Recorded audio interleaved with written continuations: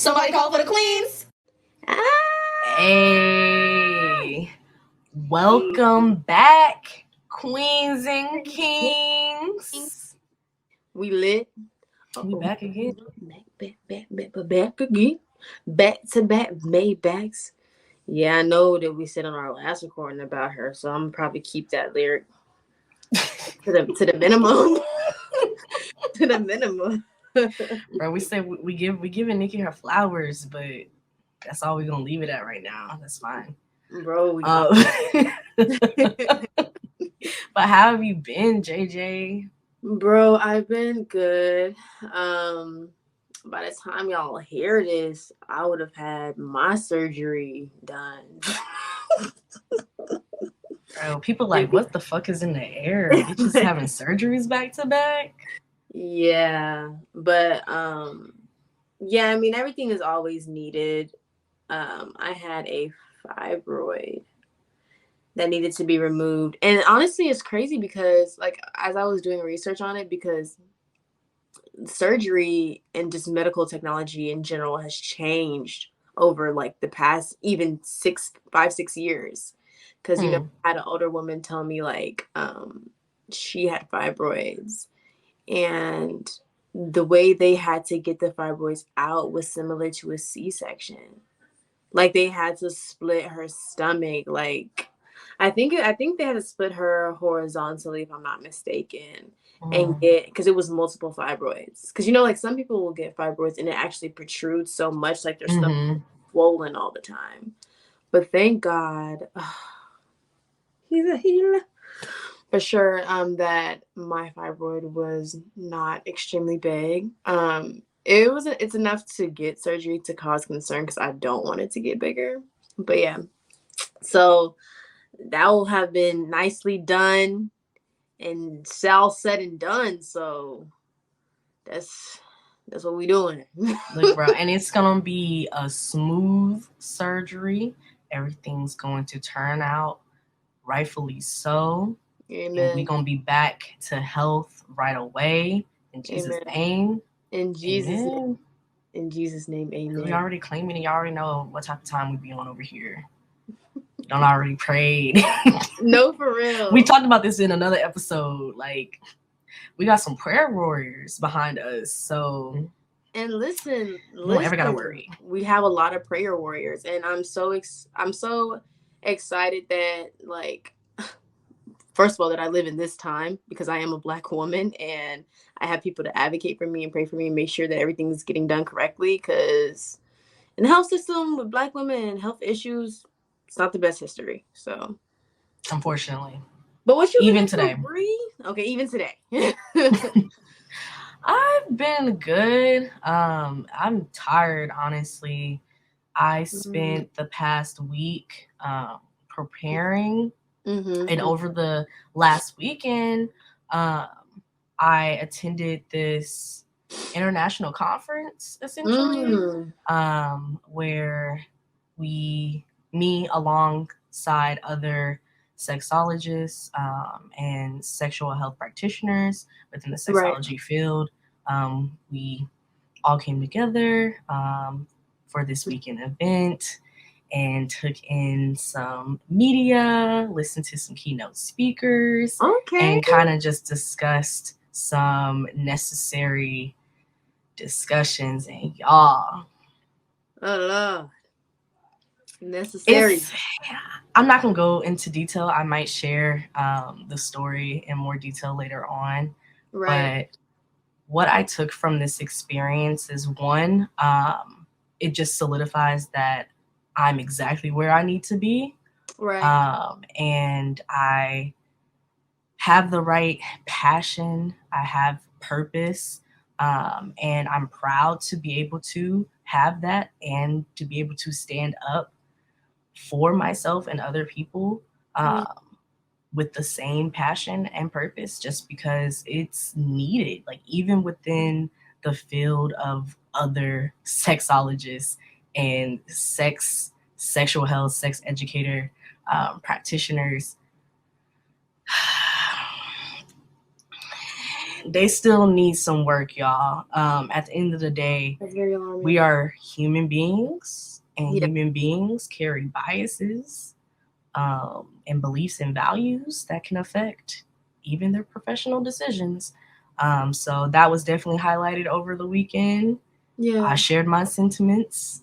But again, overall, I took away from it that it just clarified a lot of things for me.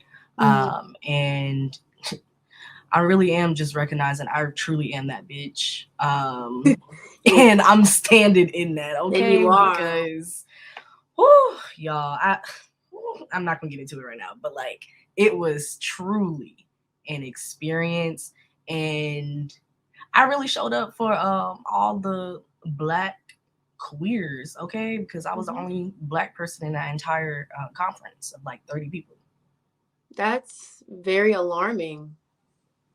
But you finna do work. You finna do the work.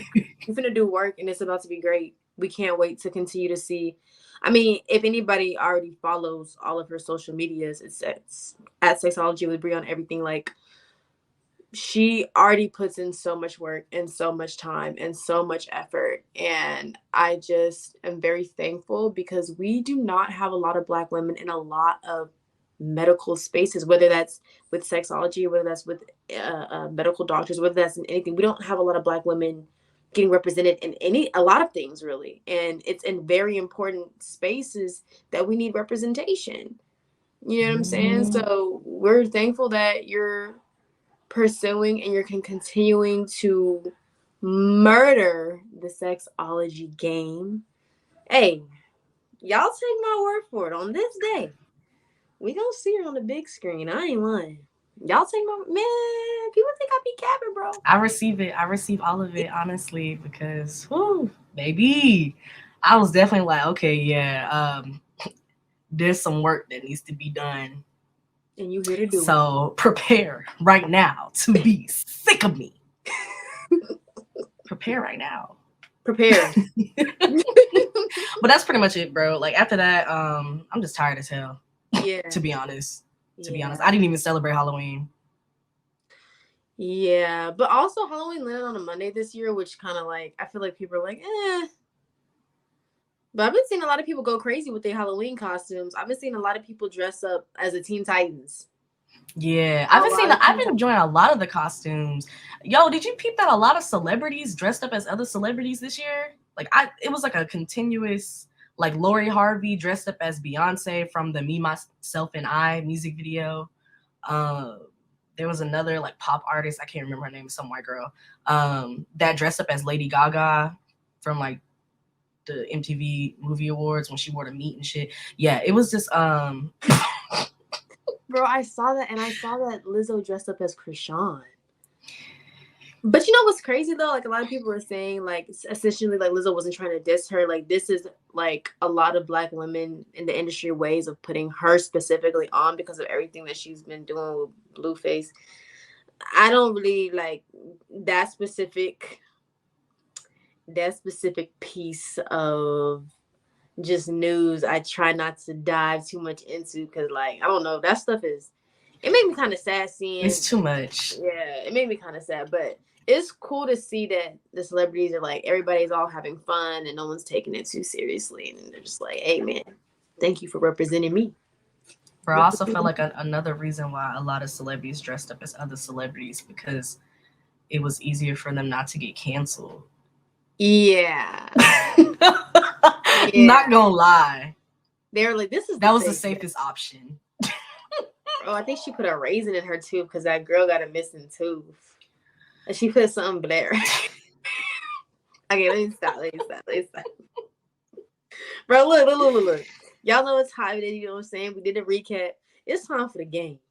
Hey, Bree, what's the game? Hey, so this week we played a new game, okay? This game is called Stir the Pot, and that's exactly what the fuck it does. Last time I played this game was during a game night during my birthday celebration weekend, and it brought out some emotions for some people. Not gonna lie, there were some people that was like, I plead the fifth, and there was other people that was defending their honor. So Yeah. yeah, we just gonna dive in. I'm gonna read the card, JJ. Okay. I'm gonna read the card out loud, and Okay. then as soon as I read it, point to the person that you think the card is about. So if you think it's about you, point to yourself, and if you think about me, point to me. Okay. This is me pointing to the camera to you, okay? Okay. Okay, you ready? I'm ready. Hey, don't be mad now. I don't know. Oh Lord, I hope you proofread Damn, this. why is this the first card? Um, Who probably has the highest body count? I'm gonna just go ahead and point to me. Praise God. Okay. not Because I told y'all that's exactly what this game be about. Y'all need to go get this if you really trying to stir the pot, okay? Yeah. You gotta make sure you're drunk though, because I don't know. If you're Yeah. sober, you probably won't be able to have too much fun. Yeah. Who is the most difficult to make plans with? The most difficult to make plans with is probably me. I'm pointing to you. Listen though. Let me defend some real quick though. Let me defend some.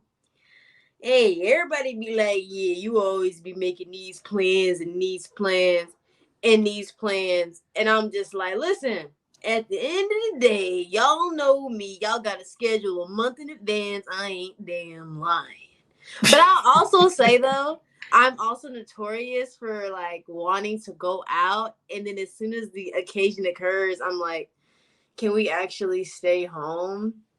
Yeah, that's definitely why I learned to check in not only the day of, because people be like, you got to check in the day of the plans. Nah, you got to Yeah. check in a couple hours beforehand, honestly. Yeah. I'm notorious for As soon as I ask, what are you wearing? And you haven't told me an outfit, I already just made up in my mind, we ain't going nowhere. So we're not going nowhere. So let's just I'm stay showing home. up in sweats, and you better not, say otherwise just because you answered. Okay. Next question. Who would die first in a zombie apocalypse? I think me. I think it would be me. Oh shit. Really? Yeah. I mean, I always said that, like, bro, depending on the zombies, bro, because I'm like, is it gonna be like Walking Dead zombies to where, like, you can kind of fight them hoes off a little bit if you're strategic and shit. But if it's those zombies that be like running, okay. I don't got time for that. I don't have time for that. Because it's like, bro, so they can actually run and then also process brain functioning. Like, have you ever seen like those zombie movies? Yes. And where like they actually be like strategic and shit. Bro, like they chasing you, and so you like, all right, let me juke a little bit and slide to the left and hide in this corridor, and they run right up to the corridor and bust that door open. And it's like, bro, aren't you dead? Like, how do you know what a door is? But anyway, I feel like if it was me and you together though, like if it's separately, we probably will both die first. But I feel like if it's me and you together, I feel like we would come up with a plan. So like we would be like, okay, so essentially these are the weak spots and these are the blind spots. They can't really see this. Like I feel like two heads is better than one. I feel like we would like turn on survival instinct. Cause we watch a lot of true crime. Let's start there. Maybe. But my thing is too survival stuff. So I also wouldn't be able to like trust people. Like that's why I always say, like, before, I'm like, depending on like the zombies and shit, I might just sacrifice myself to save somebody. I don't know. Just because, bro, like in that point, look, one thing that COVID-19 taught us, y'all niggas would get bit by a zombie and would not let niggas know. Yeah. You with your whole group, like, let's say you and I, like, we end up having a whole survival group, okay? Mm-hmm. And we handling shit. We killing zombies, dropping left and right. We moving places, we staking out at the Dick's Sporting Goods. We good, okay? We at the Dick's Sporting Goods with the supplies and the snacks. God. But then there's someone that comes up in the mix and they really got bit. a couple of days ago, and they acting like they not, and they hiding it from everybody. And so while we over here thinking we good, all of a sudden this nigga gonna turn into one of them zombies. And if they run up, bro, like I just know y'all niggas would lie. Y'all would lie. And that's really horrible. Bro, because you really, like, that makes me think, like, I don't know why. I guess at some point I had a little bit of hope in humanity. But if you're really about to die and you're infected with the death, like a man-eating disease, and if you cough on somebody or touch somebody or look at somebody, you can give that to, not look, but, like, you can give that to them. And you coming up talking about, let's have a sleepover and we cuddle up with our PJs in bed, and you got this man-eating disease and you trying to breathe on me, you ain't shit. Bro. You ain't shit. And then, because once they turn into a zombie, they're going to try to kill your ass. So it's like, I would be like, so bitch, did you want to kill me this whole time? Yeah. Is that what this is about? I think it is what that's about. And I'm gonna kill you before you kill me. Exactly. So yeah, I said, I'm not even gonna put myself in that predicament, bro. Like, if that ever comes up, I'm gonna be like, look, man, I'm gonna throw myself into this group of zombies that's approaching. Y'all be easy. And you can put everything on my name moving forward, okay? I love y'all. Period. I love y'all. That's the podcast episode. We gone. We'll be back. No, that's crazy, bro. It's really crazy. This starter pod game is actually really crazy. I can see that this game would probably break up friendships. Yeah, so I'm not gonna move forward because the rest of these cards low-key was really wild. So let's just we gonna say that start the pod. Something else.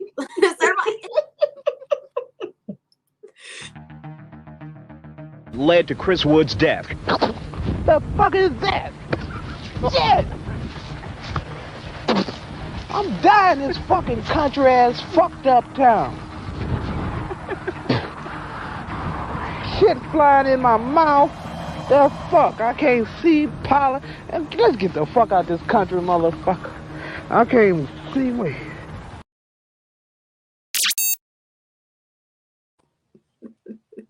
Bro, I swear I would never get tired of that. You know what I noticed in the background, and I've never noticed it because I was always laughing at the actual news reporter. In the background, the camera guy is laughing the whole time. The whole time, bro. Like, I would do the same if this shit was happening in front of me. Like, this is comedy. This is comedy. Did he really lose his job after that? I hope he didn't. He probably did, though. He probably did. Hey, wherever he at today, shout out to him. Hey, yo, what's going on in the world? Whoa. Hey, bro, what the fuck is going on, actually? Well, I mean, we've always known that Kanye has definitely lost his mind, and it has been lost for quite a time. But now this niggas went to a place to where it's no return. Honestly. And it's sad because I've been seeing a lot of TikToks lately where it's like there's this one guy that I love on TikTok. His name is Tony Stavis. Ooh, I don't want to say his last name wrong, but he's very funny. And one of the TikToks is him crying to an old Kanye West song, and the caption is trying to get Kanye to remember how great he is and not mess up his legacy. And he's just crying, and then he's like, "Don't you want to hear this?" And he's pretending to be Kanye, and Kanye is like, "I don't really care," because he starts throwing up. He's like, "Oh," like, it's sad, bro. It really is. Like, it really is legacy. Like the fact that like we grew up with Kanye, like we've always known Kanye since he's been out. Mm-hmm. So like to see just the overall progression of his career, because it's like, bro, and again, that whole pipeline of musical artist geniuses that have gone mad. Why, bro? Like, I mean, I get it. He does actually suffer from mental illness. But my thing is just like, bro, so no one around him was trying to get him help? Like, like you mean to tell me like this nigga literally just denied help every time? Because I'm like, which one is it? Was it that he didn't have the support team around him that was like, nah, bro, like actually for real, let's get some professional help? Or was it people in his corner like, hey, bro, like, no, for real, you should get some help? And he was like, nah. Nah. Or where there's people in his corner that was like, nah, this is gonna help us for publicity. Like, keep going. You know what See, I'm and saying? that's the part, bro, because I feel like, I mean, whenever he was with the Kardashian Jenner clan That's what we all call those years, I mean, the clan. honestly, that's when we started seeing the quicker downward spiral. Mm-hmm. Not gonna lie. Yeah, because I feel like after the whole incident with him, Taylor Swift, and Beyonce, I think that was the MTV Music Awards or VMAs, something like that. VMAs. And that was like his first really huge, like, oh Lord, what's going on? Mm-hmm. And then he stopped for a while, or he, like, not that he stopped, but he didn't do much more public, like, outrageous things, right? Outrageous happenings. And then you see him start dating Kim, and he starts, it just don't seem like his mind start going a little bit. And it's crazy because on some of the Keeping Up with the Kardashian episodes, when he is featured in the episodes, because I think for a while he didn't want to be featured in the episodes, but then I guess he was like okay with it. And so when he is featured in the episode, you can clearly see how, like, he was on medication and how like robotic he became. And like, a lot of people have like controversial opinions about medications for different mental health disorders, because some people are like, well, these medications make this person like not themselves, like they make them so like either super sleepy, not wanting to be energetic, and you can see that in some of the episodes he has. So I wonder if like that was also a part of maybe the reasons why he don't really take his medication, because he even said himself like he got mental health issues, he needs to take his meds. But sometimes people hate taking their meds because it makes them feel like a human shell. It doesn't make they like they're just walking around. And I witnessed that too. I knew this girl, I think it was high school. She had ADHD, and like I never knew anything of like the symptoms for ADHD, but I knew that she was always like hyper in class. But I just thought that she loved to talk. That's what I thought. And then one day she came in and she was like a zombie. Like she just sat there.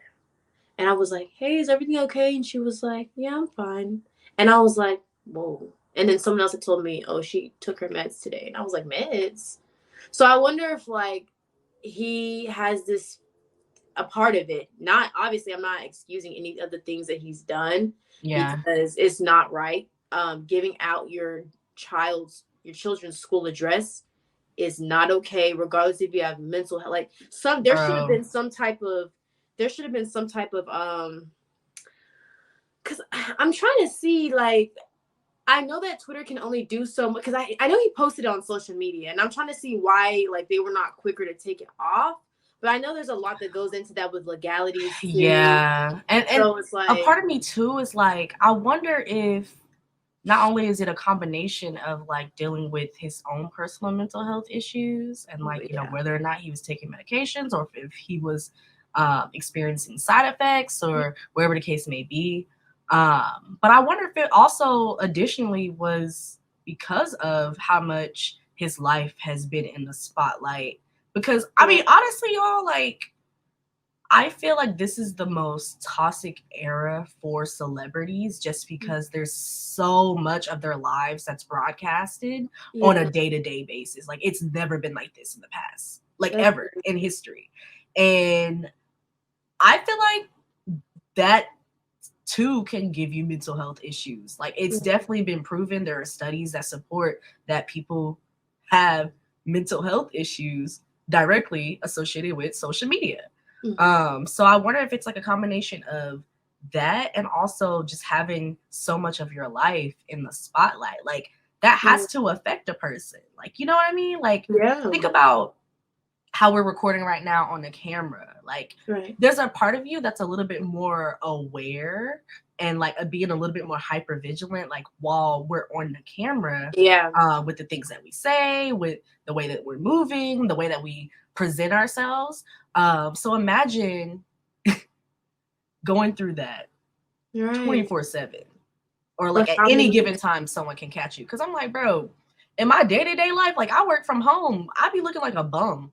I be looking like a bum, and I don't care. And I don't want to talk to people. Like, I have I'm human. I have moments where I'm like, okay, I need some time to myself to recharge. Yeah. So just imagine if you're in that state where you're like, okay, I need this space to myself. And then as soon as you go outside, hey, Kanye, good morning. Shut the fuck up.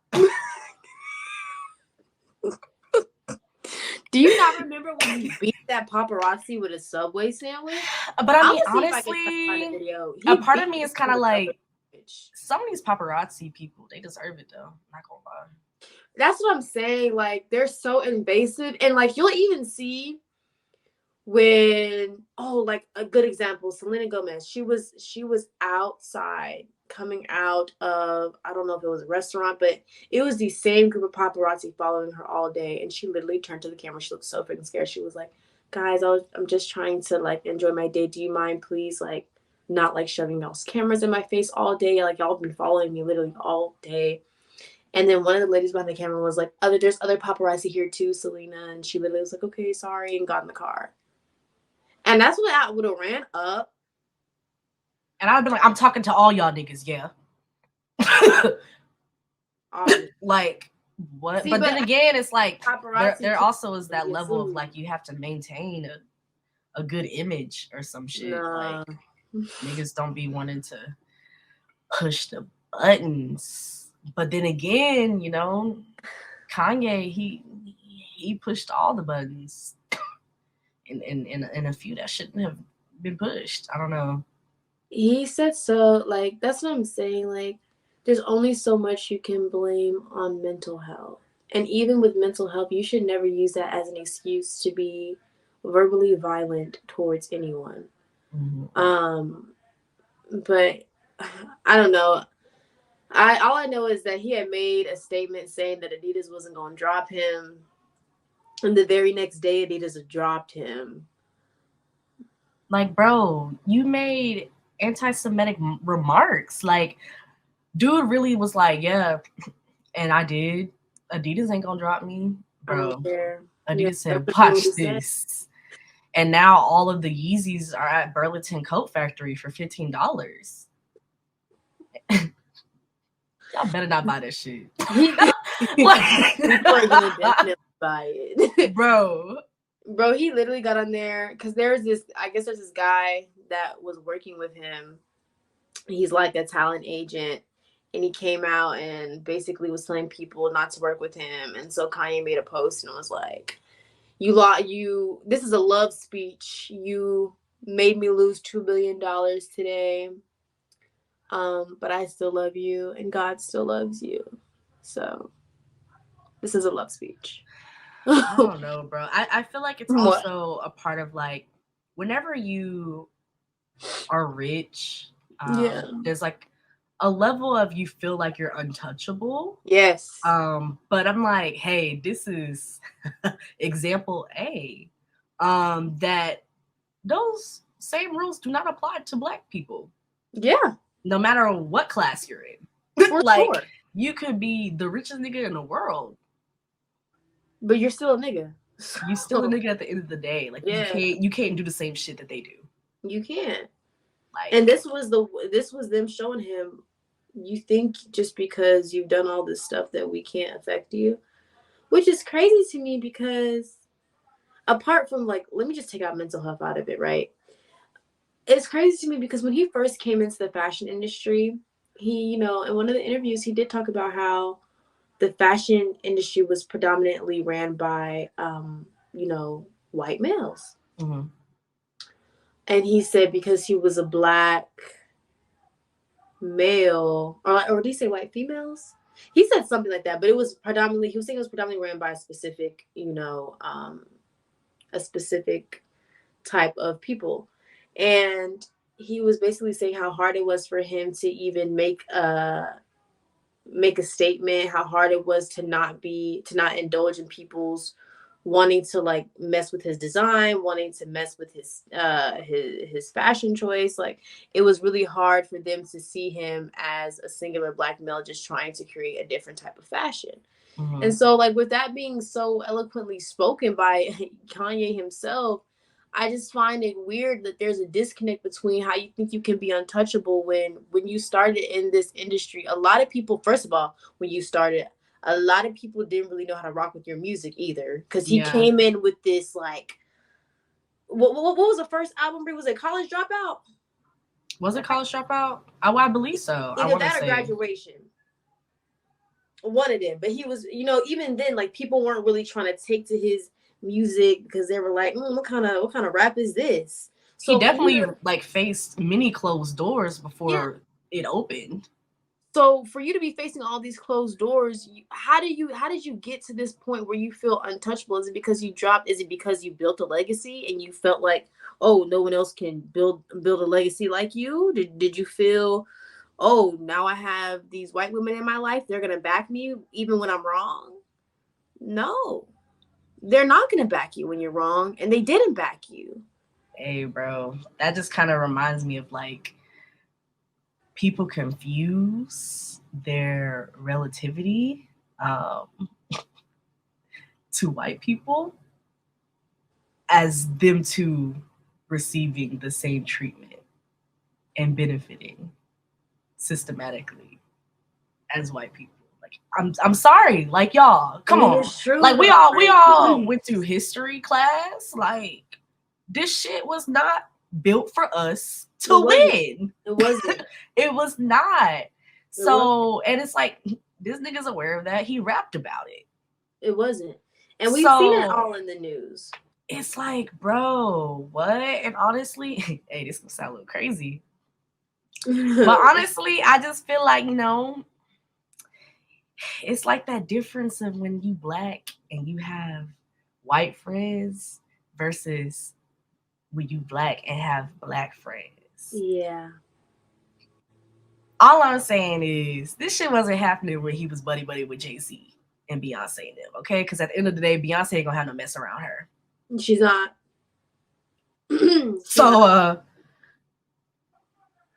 She's like, I that's all I'm gonna say about that. Yeah. I hope this nigga lost his black friends. I hope he can find actual help apart from all the social media stuff, apart from the money, apart from all the BS. Because all of this can literally go in a day. We watched it happen. Not even with him. With the stock market crash, we watched it happen. All of this gone in seconds. So who are you when the cameras are off? Ain't nobody watching. Ain't nobody giving you no money. You're not relatable anymore. You're not popular. Who are you when everything's gone? Do you remember who you are? Because if you don't remember who you are, you need to take a step back and maybe take a break from all of it and remember who you are, or find a way to help heal whatever that is that's inside of you that's hurting so bad. Because I definitely believe it's a whole bunch more than just his mental health. This man is in a lot of emotional pain, a lot. Mm-hmm. And I don't love Kim. I really don't. But I will say,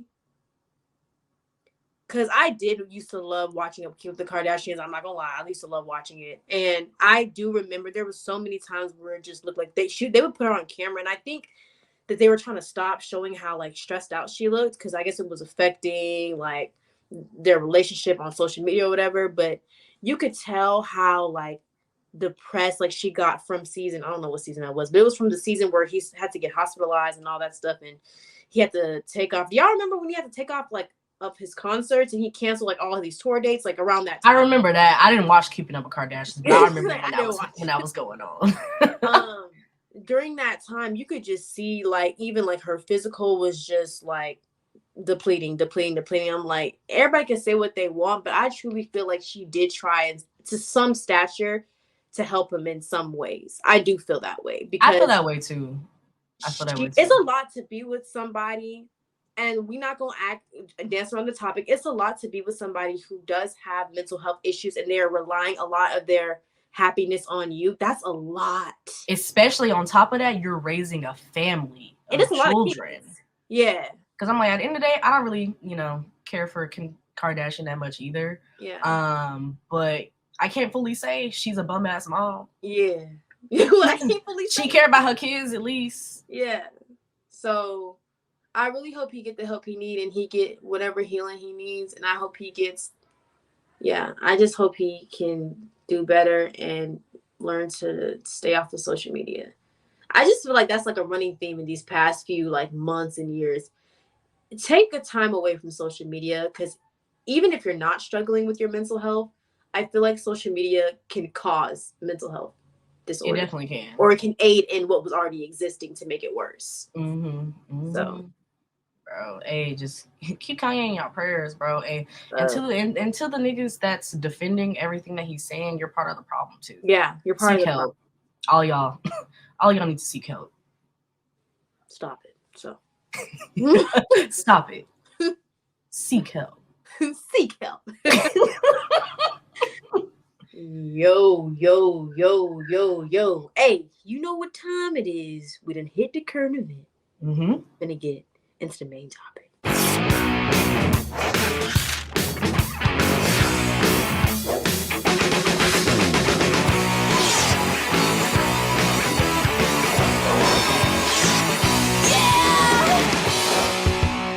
Let's do it. Yo, so listen, y'all already know, like, me and Bree, we just really be talking on the phone sometimes, and we literally just be like, bro, we need to talk about this. We got to. And I know y'all looking at the title, like, what's about to happen? Like, what this mean? Where this is going? Where are we going? Where are we going with it? Where are we going with it? Bro, we're going to be talking about parental control, specifically in relationships. We just wanted to kind of talk about how in a lot of relationships, and maybe you've even experienced it as you're watching us talk about it. Maybe as soon as you saw it, you were like, I know exactly what's about to happen. But in a lot of relationships, especially traditional families, a lot of parents decide to insert themselves in a relationship between their child and their child's partner, and think that everything that they can say, everything they can do, they just insert themselves in the relationship and intrude, essentially. So we just wanted to kind of talk about how to basically identify if maybe you're having parental control issues in your relationship, and also how to build healthy boundaries between your relationships and with your parents. I think this is a good topic because I feel like this happens a lot too whenever like children go off to college, right? And they start, or they just go off, period. They leave the house and they start trying to just build in their adulthood and grow in their adulthood. Or you could be staying in the house, whatever. You're still an adult. And a lot of parents don't know how to separate their child from being their child into them growing into their adulthood. They're like, well, you're still my child, so I'm gonna still do this and that. But there has to be some leeway there where it's like, okay, I'm an adult, and you have to allow me to make my own decisions, right? To make my decisions, to experience these experiences and learn from them. Yeah. Whether you think it's a mistake or not. And I mean, we're also going to touch on this as well. Like, it may not always start from an ill intention. They could be coming from a good place, like originally the thought.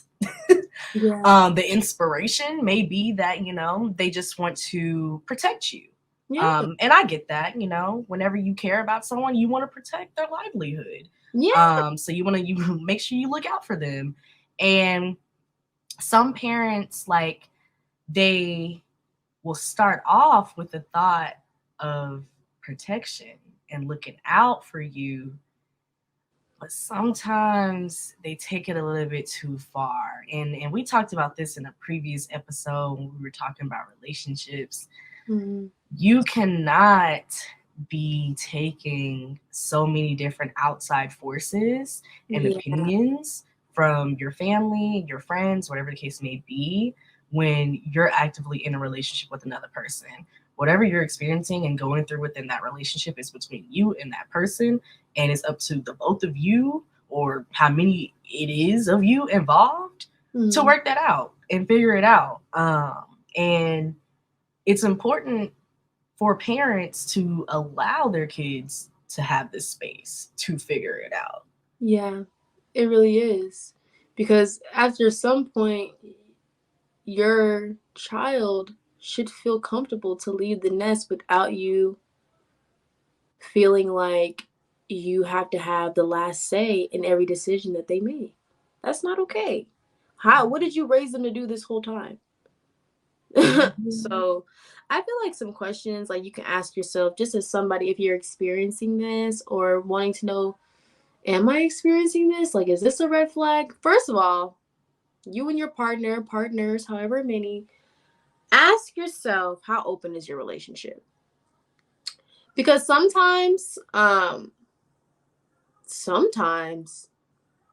people prefer parental guidance in a relationship.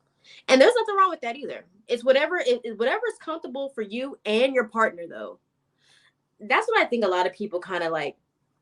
It's hard whenever you're getting into a serious relationship sometimes, because I feel like we've all been there where you're like, you're not just considering your decisions, you're also considering your partner's decisions. Like, yes, make sure that you're feeling comfortable, but if you're feeling comfortable at your partner's expense of their comfortability, then I feel like that's not a cohesive relationship. That's not a beneficial relationship at all.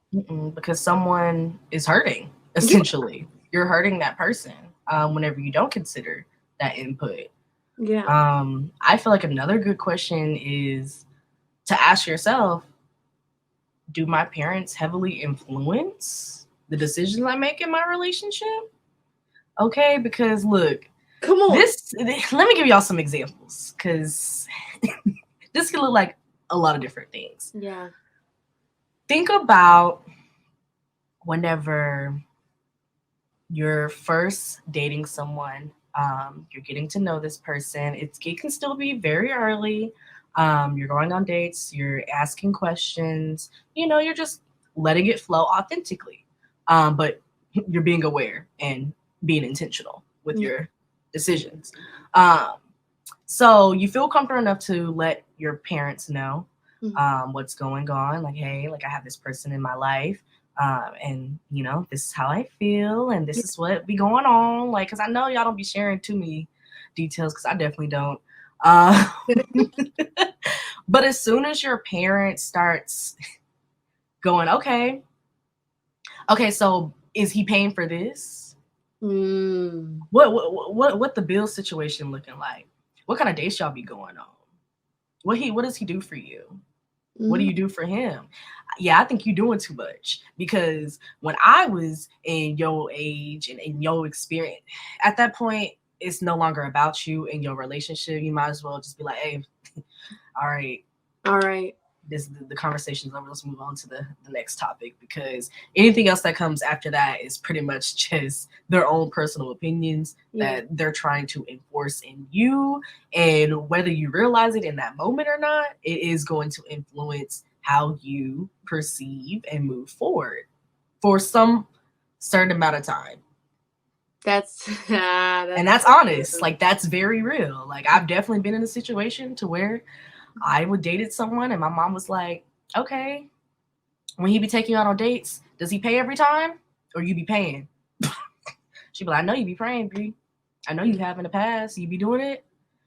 And whether you tell them, yeah, no, either they think you lying or or they're just judging. Right. They're just judging. And then by the end of that conversation, if you let it go on, you're going to be looking at him when you see him at the end of the night like, you a broke ass nigga. See? But that's not. But you wasn't thinking that before. Right. That's not. You was comfortable with the position that y'all both were in, the agreement that you both made in that partnership to get to the point that you were in.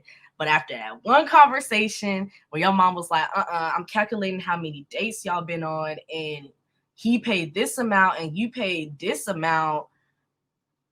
Now you're looking like at every. It's not giving. Every date provide. After that.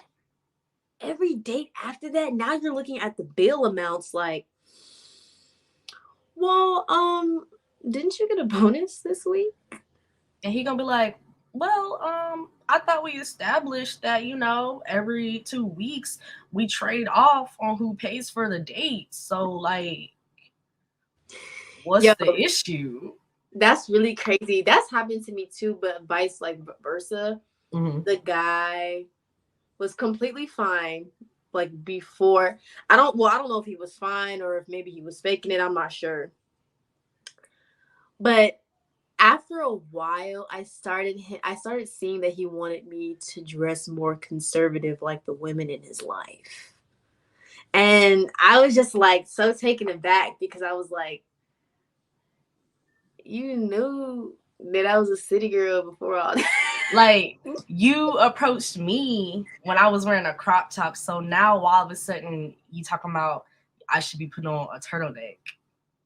And then when I met the women in his life, I was like, this makes sense. It's all started clicking. This makes sense. I know they probably had a conversation like, oh, that girl, she's sweet. She showed a little too much skin though, but she's sweet. And that's when you're like, okay, well, if my mama thinks she's sweet, but she shows too much skin, I'm sure she won't mind if I ask her to cover up a little bit. That way my mom's happy too about who I picked. No, nigga, that's not how that works. You picked this person. You came here for whatever you came here for. You picked this person because you liked them the way they were. But because you started listening to outside forces, that started getting into your mind mentally, and you started creating fake scenarios in your head about, oh, is she going to be doing this because she's just like this when I'm not with her? Let me see if I can just suggest a friendly suggestion of her covering up a bit more. Nah, nigga. No, but really though, because now I'm looking at you different because I'm like, wait, pause. Where is this coming from? Where is this really coming from? And bro, because let's be real, whenever you approach or confront niggas about shit, they don't always be wanting to be honest the first go round. They don't. They be trying to deflect. And you be like, no, nigger. No. That's not what we're doing. Stop. Answer the question. Where is this coming from for real? Because I know it's not you. Because you was just telling me how, oh my gosh, girl, I saw a whole bunch of cute crop tops. I was looking at Shein because I know that's your favorite website. I was trying to get you a few of them. You was just telling me the other day. You love when my love handles is out. You was just telling me the other day. Don't play with me. Bro, and now all of a sudden we get into an argument every time I'm getting dressed to go out. Yeah. I don't want to deal with that. I'm not dealing with that because... All because of what? A comment that your mama made? Your mama don't even got a man. See, but if you say that, then you... But if you say that, you the bad guy. You the bad guy. You the bad guy. Now, why would I listen to you? That's what I be wanting to like say to people sometimes. Like, what? Now for real. And I think another good question to ask is yourself. Does your parents respect your privacy when you tell them you don't feel comfortable sharing details about your relationship? Do they respect your privacy? Or do they say, oh, but you need to be transparent with us about everything because God forbid something goes wrong and they turn into a serial killer. We need to know where this person lives, who this person hangs out with, what religious background they came from, this, and that. Like, you can't be doing everything by yourself, blah, blah, blah. Or you're going to start dating this person and forget who you are. Girl. If your parents start doing all of that just because you didn't want to tell them how expensive your 7th date was,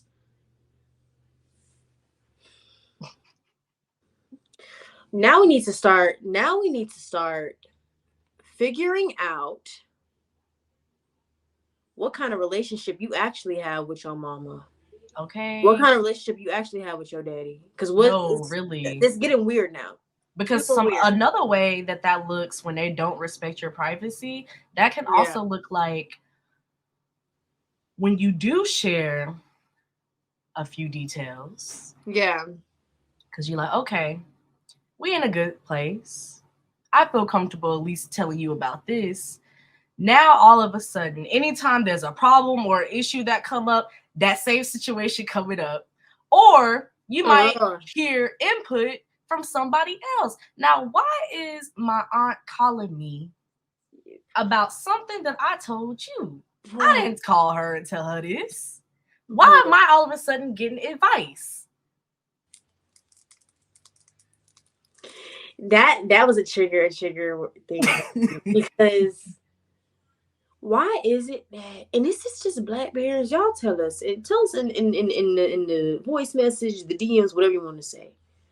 Why would I tell you something about my situation? All the family members end up knowing. Ain't these the same family members you don't like? Why do they need to know my business? Ain't these the same ones that every time some shit going on in our life, in your life, the family life, you telling me don't say shit around them? Don't tell them nothing? But I hear you saying, yeah, Jaquees talking to this little boy, and I don't really think he got any money. What?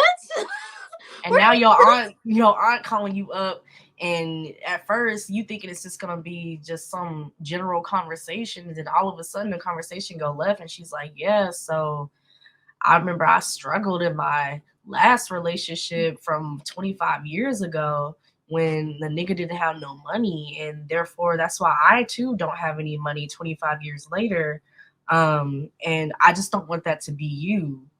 Why would I listen to you?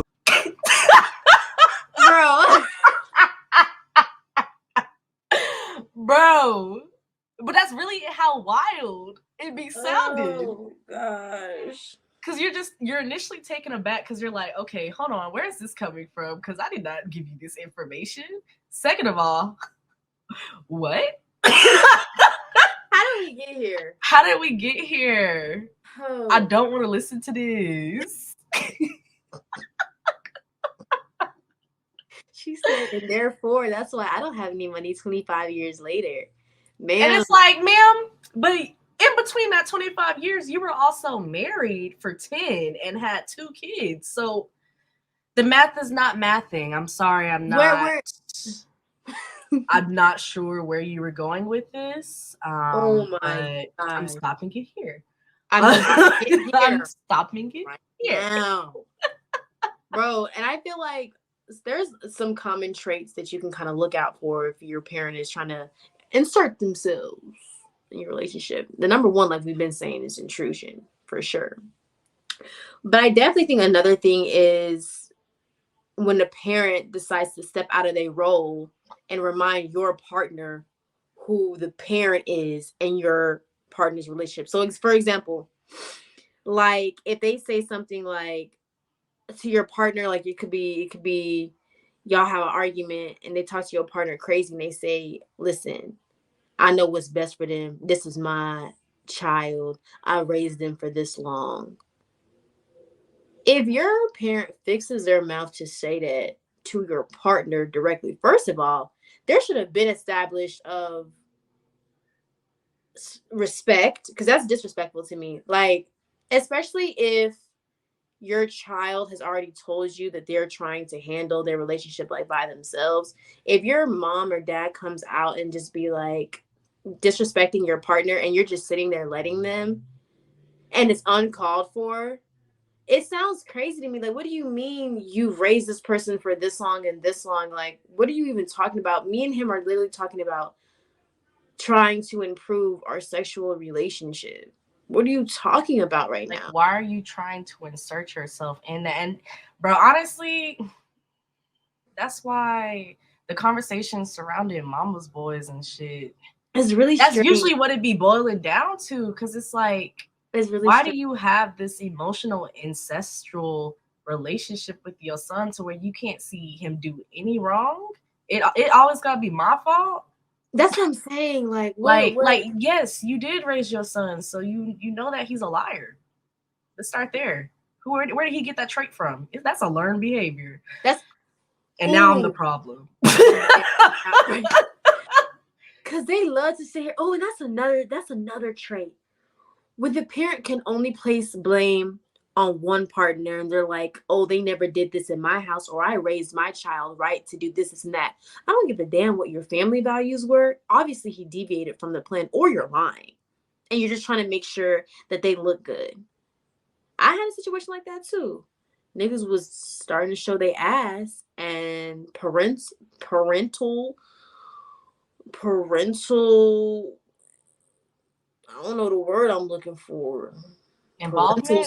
Involvement, and then parental symbols decided to come and speak up on their behalf, talking about some I know I raised them well and this and that, and it's like, okay, how is that going to justify his behavior that he's doing now? Because clearly, whatever morals or values that this person had fell apart when he tried to either put his hands on me or when he tried to, call me out my name. All these values fell apart. Bro, and also, So, was this unwarranted advice, or did yeah, you explicitly go to her with him this was to unwarranted discuss this? advice. This was unwarranted advice. And see, and that's where the issues come That in, because wasn't it's even told to like, me specifically, which is also crazy. especially if you don't have a close relationship with your partner's parent, Yeah. because it's like, so if you don't really know me that well, like, you haven't really put in the effort to expand our personal relationship, not just an extension of me dating your son or your Yeah. daughter. Why do you feel so comfortable to place your opinion as if that's an absolute?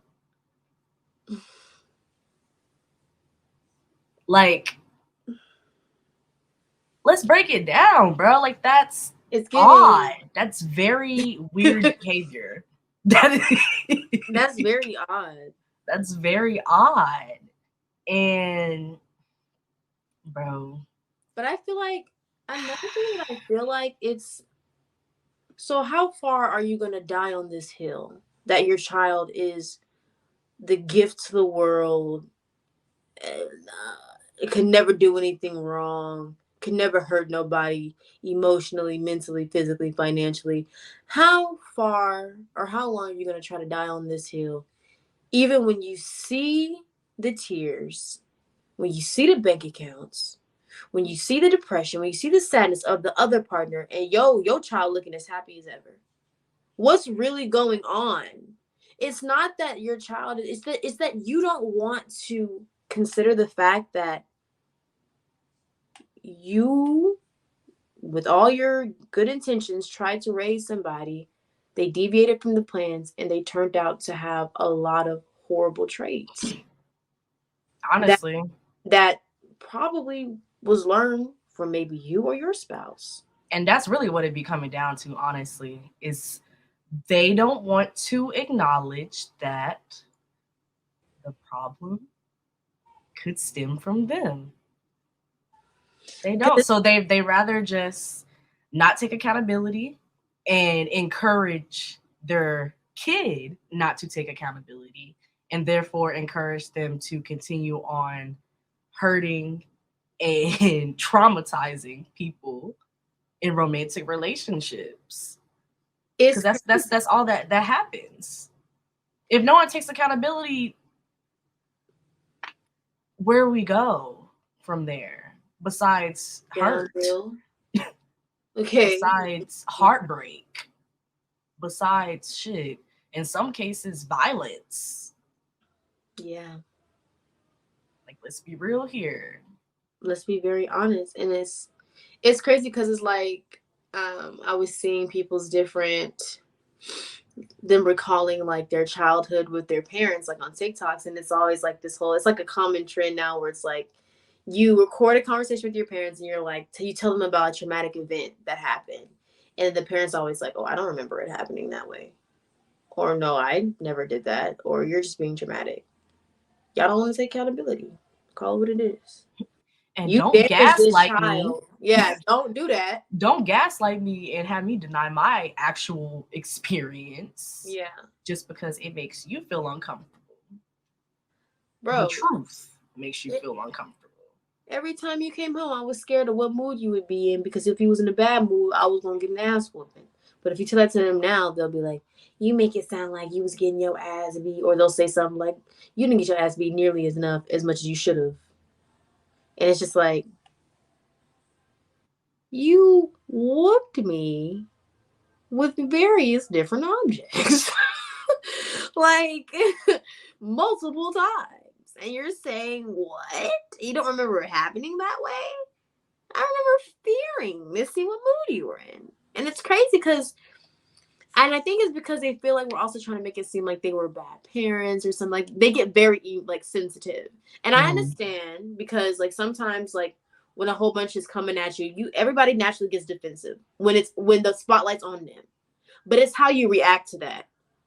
Because when you got defensive, you didn't sit here and say, maybe I should have done better. You sat here and said, never happened. Nope. Bro. And then just continued on, never wanted to take accountability. And I mean, these be those same stories where people say, like, presently now they no longer have a relationship with their parent for that very reason.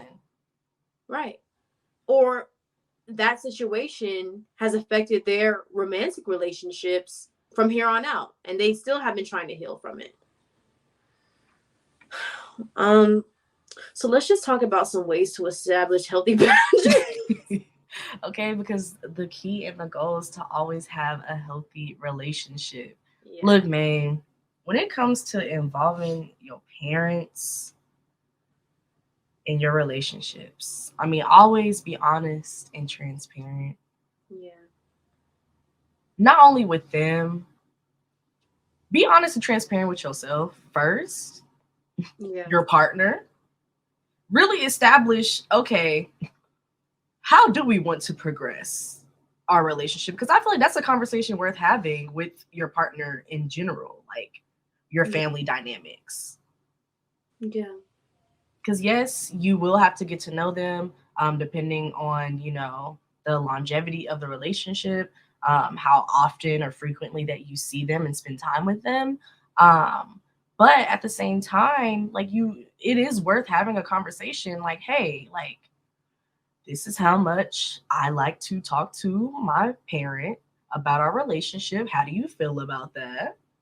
And then be open to hearing how they truly feel. Yeah. And then kind of go from there. Because again, like, you don't want to deny your partner's comfortability again in their own relationship with you and hinder the growth in that relationship due to an unhealthy balance they may have with their parent. Exactly. And I feel like along with that, when you're being honest and transparent, another essential like key is to do not wait, don't hesitate. If you continue to allow your parents to enforce and insert themselves in your relationship, not only are you hurting your growth as a human to create your own life and create your own ideals, your own philosophies, your just to create your own foundation, but you're also harming your partner and you're making your partner feel like lose confidence in you. Because now your partner's going to start questioning, like, I got in a relationship with you, not you and your parents. And it's crazy because there's also a saying that's like, oh, when you marry somebody, you marry their whole family. And I don't really know how I like that saying because I understand what they mean. Like, because you have situations where somebody will get married and they'll isolate the family, like they'll never talk to the family again, which it's a lot going on with that. But I also don't like that saying because, yes, this person knows that I have a family and I want everybody to have a good relationship with each other. But if your family is toxic, you should value not only your partner's health, but your mental health as to, I'm sorry to say this, but minimizing interactions with those people, or at least establishing that boundary like, hey, y'all don't cross this line. Y'all will not be in my relationship. And if you keep stopping and being hesitant and not putting your foot down, it's going to create so much toxicity. And are you ever going to really truly be happy? Are you ever going to really truly be happy? Because if it don't work out with this relationship, the next relationship, your parents do it. The next one, your parents do it. You just letting it happen. You letting it pile up. And then also it's like you're losing trust in your own decisions. Because then it's like at that point, if it becomes a cycle, yeah, you don't believe in yourself. You don't believe in yourself. And so you definitely can't lead or maintain a healthy relationship with another person. It always begins with you, bro. It always begins with you.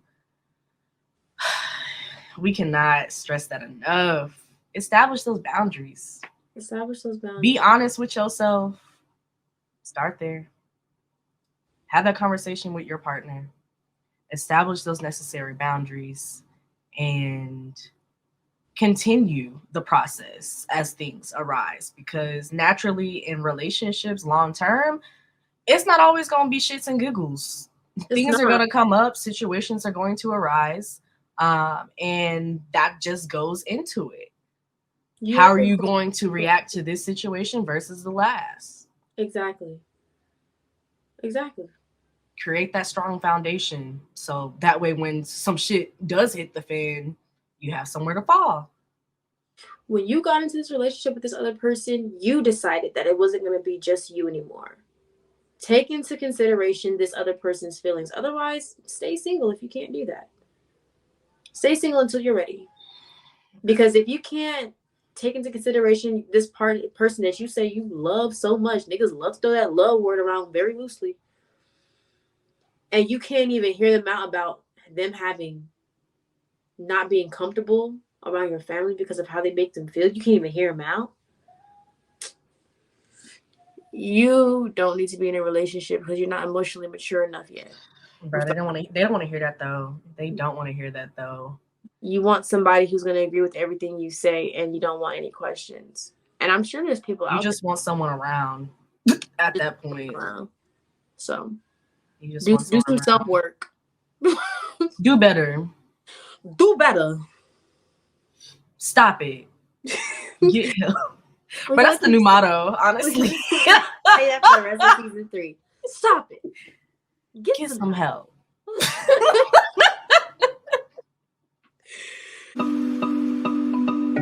That was too good. Let's get the bill. Per. Let's get the bill. Where we at? Where we going? We're going. It's time for places to be and people to see. Listen. What you got? Listen, no. I got East Hampton Sandwich Company. Listen. We listening. Bomb-ass sandwiches. Bomb-ass sandwiches. What kind of sandwiches? They got breakfast and lunch. So okay. This is another place from Uber Eats. Don't ask me why. I just be on Uber Eats ordering shit. I ain't lying.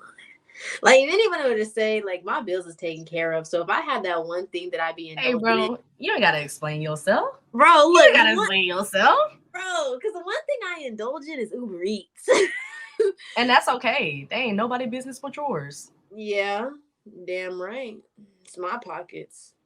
So stop it. But so I ordered from this place called East Hampton Sandwich Company. There's one off of Turtle Creek, and there's also one off of Crescent. It's in Dallas. You already know we here with the Dallas spots. Bro, these sandwiches are so juicy and flavorful. So a lot of them, they're probably about, and y'all finna be like, girl, that's not even big. Hear me out. They're probably about like, can you see that? This big. And they come with either a side. You can do chips, any type of chips, some sea salt fries, some fruit, some potato salad. You can do all these different. What is that? Homemade, bitch. Like, when I tell you the bread on the sandwich, like they be putting it on this, like, I think it's hoagie bread. It's like hoagie okay. No, because when you held up that diagram, yeah, I was like, that's a thick ass piece of bread. What type of sandwich is this? And because that ain't Subway. That's not. It's not. It's not. It's way better. They have breakfast sandwiches with, like, if you want like egg in it and stuff. Like, one of my favorite breakfast sandwiches that I tried, I think that one was called the Crescent, if I'm not mistaken. Okay. And it had I don't really have that many dietary restrictions, so this one did have ham in it. For people that don't eat pork, this one did have ham in it. And I think that you can sub it without ham, but it was really good, very juicy. I've also had the Philly cheesesteak sandwich. Very filling, bro. Like, the size may not look big, but the width is thick. and then you have your sides you eating with it. So just, yeah, hear me out. Try it. East Hampton Sandwich Company, they also have vegetarian options. And I believe they also have vegan options. So just check it out. East Hampton Sandwich Company. That sounds good. That sounds good. Hey, I'm about to hit y'all with another food spot. Praise God. This is in Houston, Texas. Okay, we changing cities. If you want to have, I kid y'all not, the best birria tacos. Ooh. I swear these were the best birria tacos I ever had in my life. And I made a lot of tacos in my life, honestly. 26 years I've been on this earth, I've ingested a lot of tacos. That's my favorite So food. that is definitely a true feat. Mm-hmm. But if you're ever in Houston and you're wanting to experience this for yourself, you have to go to La Calle. Bro. Honestly, as soon as I walked in, I already knew what type of time it was on, just because as soon as I saw the workers, bro, not gonna lie, they had some workers that only spoke Spanish. Yeah. And at the time when I was in here, I was not in the right mind to where I could really communicate. But shit, we put 2 and 2 together to know what flavor tacos I wanted and how I wanted it. Period. Bro, make it right there in front of you. Bro, they had the Joritos. You know the Joritos? The drinks, the Joritos, yeah. Again, as soon as you walk in, you already know what type of time it's on. Like, it's a small joint. Yeah. The lines be long because the shit be popping. It's worth the wait. Very friendly too. You could get the burrito tacos. You can get these quesadillas, which were like little quesadillas. And then you get your side of consomme to dip it in. Y'all. It's just, I want some right now. I went there for the first time. Last time I was in Houston, and after the few first bites, I was like, bitch, what? What the hell else have I been experiencing out here? Because I ain't never tasted some shit like this. And I wanted some more. I wanted again. I want bro. So look, y'all better come get one of these. What is that? It's a chicken salad. No, for real. Y'all need to go to La Calle and get them burrito tacos, because I swear to God, like, you would not regret it. You're going to be going back. I'm glad I don't live in Houston, because, look, a bitch is finally doing good on her fitness journey, and I know that shit would go right down the fucking drain if I was in closer proximity to La Calle, because I would be getting these tacos every single week. And I'll be partaking in them with you. So check it out. Check it out.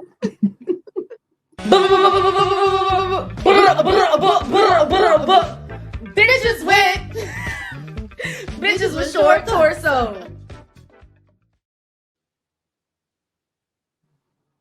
Oh, bro. Y'all listen. I'm coming here with a real slick and quick with it. Bitches with short torsos real quick. I just want to tell you about a time that I was the bellboy at my friend's wedding. So hear me out. There was so much preparation for this wedding, right? Like, so much freaking preparation. I was over here making sure my hair looked good. I blew it out and I did some curly tendrils, you know what I'm saying? Low bunded.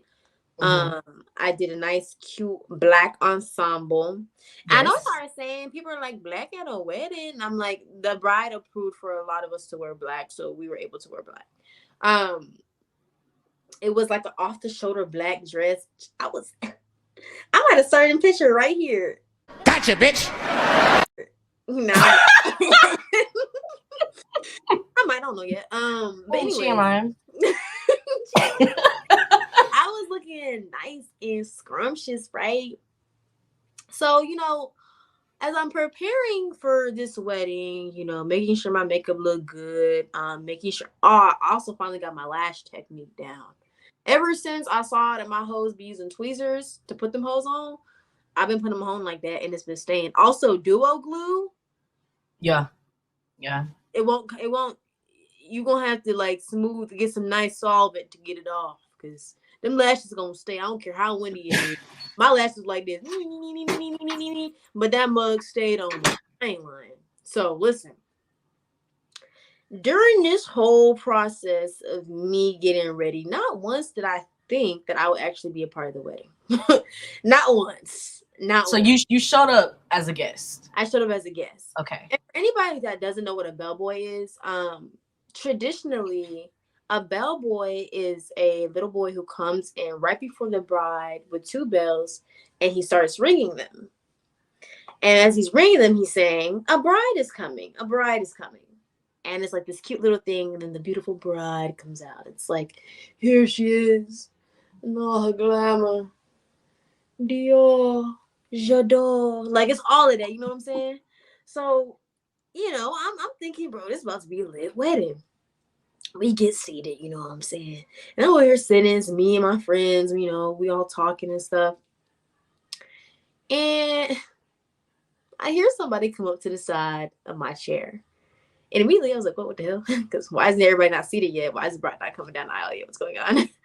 And so they come to the side of my chair and they're like, hey, the bride needs to see you in the back. And in my head, I'm looking at my other friends, because everybody that was sitting down, we were all friends of the bride. So in my head, I was like, did I double park somewhere I wasn't supposed to park? Like, why? Now you was like, now why am I the only one getting called? Why did immediately I think, bro, they trying to tow my car? Like, what happened? Like, immediately I thought something negative. I know that's bad. I'm working on it. But I went back there and they was like, listen, so the bellboy that was supposed to be ringing the bells ain't having it. They don't want to ring the bells. And I was like, oh, okay. Like, okay. Was it like a young boy? yeah. Like, okay. he was like, nah. He wasn't feeling it. He wasn't feeling it that day. I'm not doing it. And I was like, okay. Okay, well, see, y'all just gonna, and so in my head, I'm like, oh, y'all just gonna take out the wedding. Well, why am I here? But that's when they was like, yeah, we need somebody with a lot of energy, and that's the only person we could think of was you, to come and ring the bells down the aisle and scream, "A bride is coming, a bride is coming." Now, how did you truly feel in that moment, Jay? Like, when you processed what they were asking of you? First off, I was like, I'm wearing black. Second, no, first off, before I even thought, I immediately got nervous. And I started thinking about the ways, if I mess up, these people gonna shoot me. Because, they some, you know what I'm saying, rolling with some gunners in there. So, I immediately was like, y'all want me to be the bad boy? And they was like, yeah, we want you. And I was just like, if I trip and fall down this aisle, it's a wrap. That's all I kept thinking about. But then I was like, I mean, I get it, because who else was going to do it? But then I was like, damn, I wish I would have known beforehand, because I could have worn maybe the colors of the wedding or something. And then I was like, that wasn't even the color of the wedding? Not black. Okay. And then I was like, are they going to add me in the wedding pictures? Because I technically was a part of it. But then I would have thrown off the wedding pictures because I would be in black. So if you held the bells, they would have known what was on. I was hella nervous because, like, then right before, because they were like at this point, it was like, okay, time was running out. We needed to hurry up and get down the aisle. Right before me is the ring bearer. Mm-hmm. Another little boy. He decided he didn't want to be the ring bearer. He was like, I don't want to do this. And I was just like, what were these kids going through? I don't know. So then they were like, okay, JJ, you on. And I was like, okay. And they were like, who took the rings? I guess they were able to like sneakily already give it to the people. I guess like the groomsmen and stuff. Okay. In the maid of honor. So there was like no ring bearer. Okay. So they were like, since he was gone, it was me. It was to go time. So immediately I was like I'm my heart beating, bro, because I was not part of rehearsal, bro. Like I can really mess this up. Bro, it's too many unexpected things going on right now. Like, I can only imagine, bro. It's a lot of pressure. The pressure is getting worse. And it is. So I know what y'all are thinking. Oh, you probably killed it. You was like, the bride is coming. Y'all, this has never happened to me. I was so nervous. I literally was ringing the bells and I just kept my head down the whole time singing, the bride is coming. They said it looked good though, but I was just like, the bride is coming. Like, hey, bro, either way, the bride was coming and she came. And she did. And the bells were so beautiful. She did this little like dance out song to her husband and she was singing to him while she was dancing down the aisle. Girl, it was really sweet. But if any of y'all hoes ever do that to me again, y'all gonna have to make sure I'm in the wedding rehearsal because I feel like I could have did better. Like, and I still can't get over it. I could have did better. So the next time, whoever getting married next, make sure I am in the wedding rehearsal and we do that rehearsal 3 damn times because I'm gonna kill my part. I ain't lying. Hey, bro. Hey, and maybe not consider giving these positions to kids. I don't know. Maybe not invite kids at all. I don't know. Yeah, I'm definitely one of them people where I'm like, and I might be saying no kids allowed at my wedding, and that's okay. Those ain't my problem. Invited though, so. All right, bitches win.